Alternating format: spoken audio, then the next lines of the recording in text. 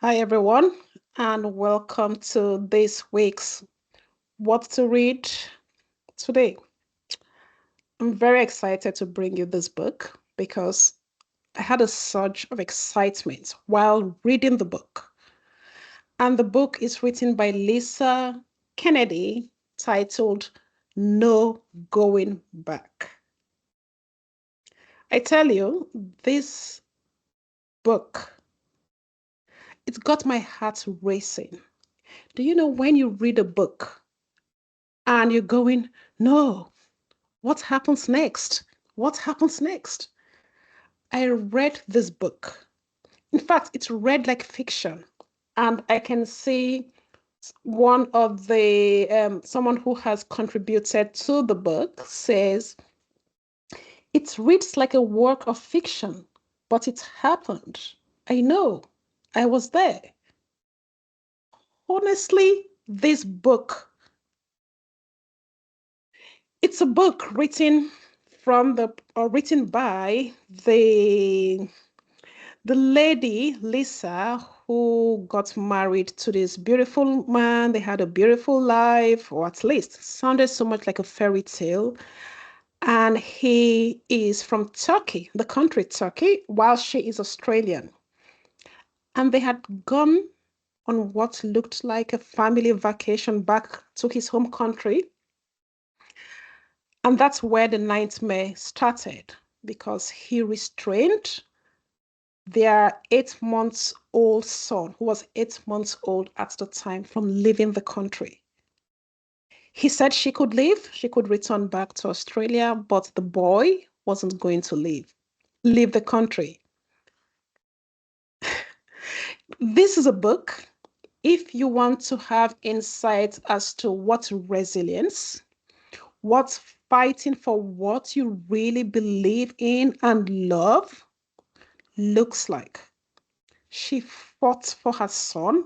That's the right of her son to leave the country and go back home to Australia, as far as even going up to the Hague Convention, International Hague Convention. She fought the legal system. She sought help from the Australian government. And this is a very good book for anyone who would love to see how, when all hope seems lost, when there isn't any room for you to wiggle through. And then finally, like a ray of sunshine, it happened. While I read this book, I had a few conflicting emotions.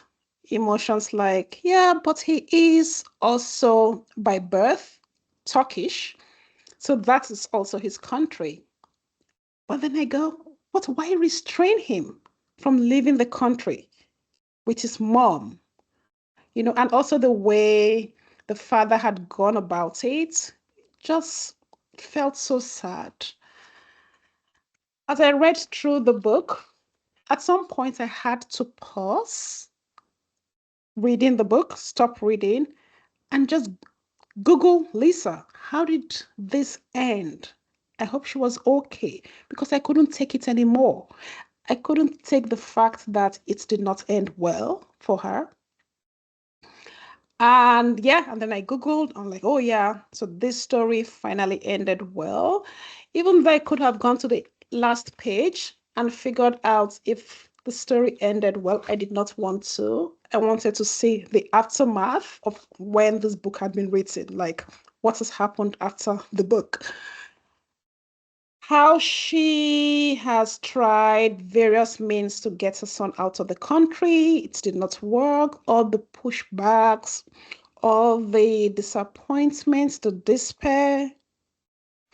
What really struck me, in addition to having to understand resilience and courage and fighting for what you believe in, was something which really stood out to me, that crime and illegality, sometimes people are pushed to it. People are pushed not because they want to commit a crime or they want to be on the other side of the law.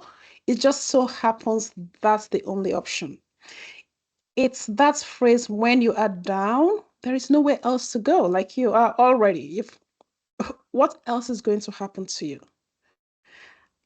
And you will read, when you read this book, how Lisa, having exhausted all options from the court system, from the Turkish and Australian government, having to plea to her husband, at least, or ex-husband and his family, just to see reasons with her, had to smuggle her son and herself out of the country in what I thought was a brave act.